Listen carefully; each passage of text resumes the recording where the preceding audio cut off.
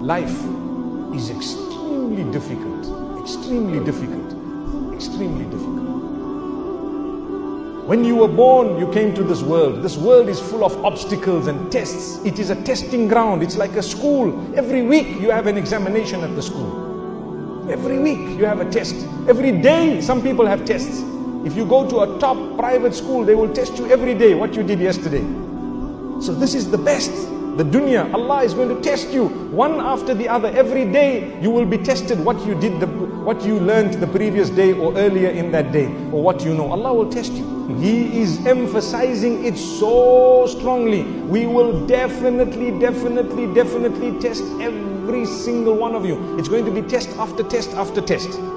That's why you are on earth. Everyone seated here, including myself, we have issues we need to deal with. Some of us, when we are tested, we get angry. Some of us, when we are tested, we get depressed. We have small issues, so don't become depressed. The issues are there. That's what the dunya is all about. I'm here to tell you today that hardships in your life would start from the point of birth. Even before anything is written against you, your hardships have started. You have to adjust. If you don't, you get depressed. You become sick. You suffer a sickness, a mental disease, because you did not adjust.